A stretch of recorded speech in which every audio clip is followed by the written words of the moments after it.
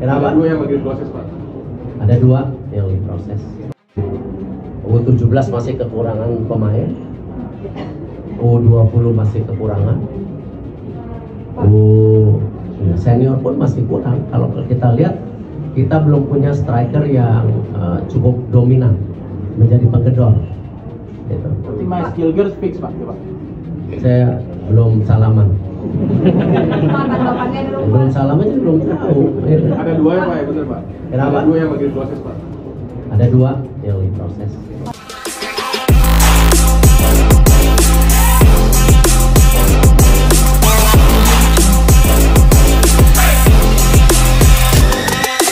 Seandainya, bukan pasti, PSSI memilih dua pemain keturunan Indonesia di posisi striker, itu akan lebih baik. Jadi biar saja mereka berkompetisi di depan. Memang sih banyak yang akan kembali memperdebatkan, waduh ini nanti chance untuk para pemain lokal tertutup ya, gak mungkin dong. Kalau ada pemain kita yang bermain di dalam negeri ini bagus, ya kenapa enggak mereka juga dimainkan. Seperti Rizky Ridho, stabil kan performanya. Jadi selama bisa perform, menurut saya gak ada masalah.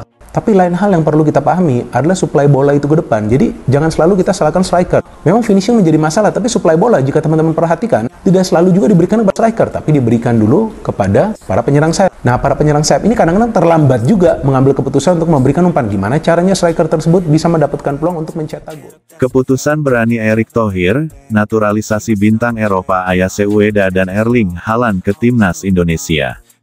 Dalam sejarah sepak bola Indonesia, tidak banyak keputusan yang mampu menggemparkan publik sekaligus membangkitkan asa besar untuk menembus panggung dunia. Namun, satu nama kini tercatat sebagai arsitek perubahan besar tersebut, Erick Thohir. Ketua Umum PSSI ini membuat gebrakan luar biasa dengan mengambil langkah berani dan revolusioner, menaturalisasi dua pemain top Eropa, Ayase Ueda, striker andalan Jepang yang bermain di Belgia, dan Erling Haaland, mesin gol Norwegia dan bintang Manchester City. Langkah ini tidak hanya mengejutkan publik nasional, tetapi juga menjadi berita utama di dunia internasional.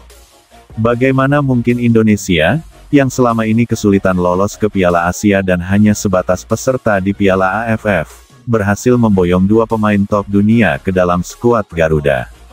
Mari kita telusuri keputusan besar ini, alasan dibaliknya, dan dampaknya terhadap masa depan sepak bola Indonesia. Sejak menjabat sebagai Ketua Umum PSSI pada 2023, Erick Thohir telah menyuarakan visinya untuk membawa Indonesia menjadi kekuatan baru di Asia dan bahkan dunia. Salah satu strategi utamanya adalah membangun fondasi sepak bola nasional yang kuat, mulai dari pembinaan usia dini, liga yang lebih profesional, hingga pemanfaatan jalur naturalisasi secara strategis. Namun, keputusan untuk mengincar pemain sekelas Ayase Ueda dan Erling Haaland bukanlah langkah impulsif. Ini adalah bagian dari rencana panjang dan negosiasi intensif yang dilakukan secara diam-diam namun sistematis.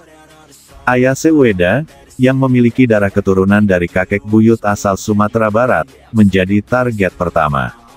Meski ia telah membela Jepang di beberapa laga, PSSI memanfaatkan celah regulasi FIFA yang memungkinkan perpindahan asosiasi jika jumlah pertandingan seniornya masih terbatas. Sementara itu, kasus Erling Haaland jauh lebih mengejutkan. Kabar bahwa ibunya memiliki garis keturunan jauh dari Indonesia menjadi pintu masuk negosiasi. Dengan pendekatan diplomatik dan pribadi yang intens, serta program khusus naturalisasi elit, Haaland akhirnya menyetujui untuk bergabung, dengan visi menjadi ikon kebangkitan sepak bola Asia Tenggara. Pengumuman resmi dari PSSI mengenai naturalisasi Ueda dan Haaland memicu gelombang besar reaksi dari masyarakat Indonesia. Media sosial meledak, nama Erick Thohir menjadi trending topik global. Banyak yang memuji keputusan ini sebagai langkah jenius, tetapi tidak sedikit pula yang mempertanyakan keabsahan dan etika di balik naturalisasi ini. Namun, dukungan luas datang dari komunitas sepak bola. Pemain lokal merasa termotivasi, dan pelatih Patrick Kluivert menyambut kehadiran mereka sebagai dorongan besar untuk timnas yang tengah berjuang menembus Piala Dunia. Masuknya dua striker kelas dunia ini langsung mengubah dinamika permainan timnas.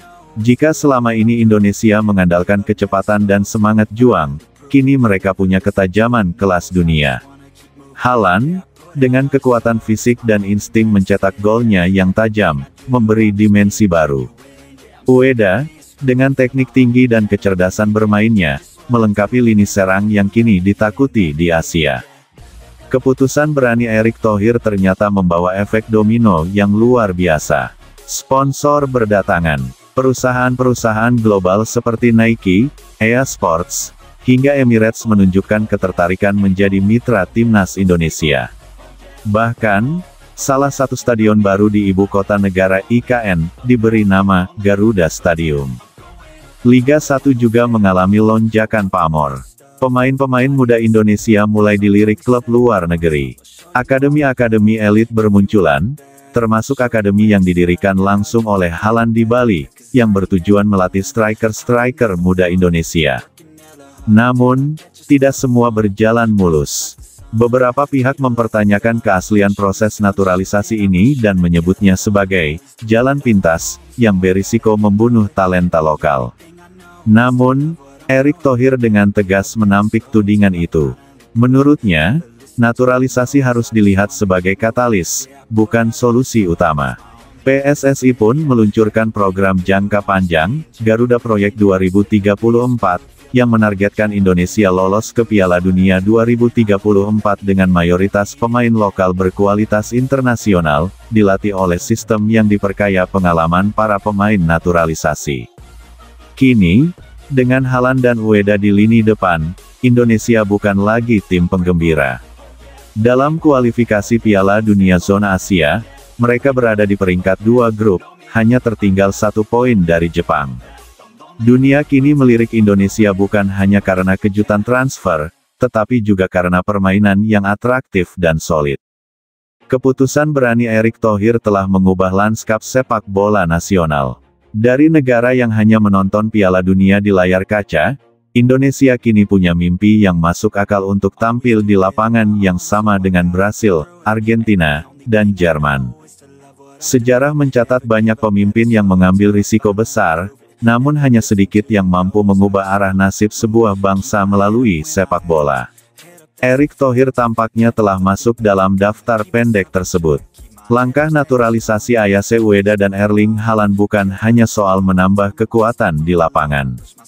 Ini adalah pesan, bahwa Indonesia berani bermimpi besar dan mewujudkannya. Di tangan Erick Thohir, sepak bola Indonesia tak hanya bicara semangat, tapi juga kualitas dan strategi global.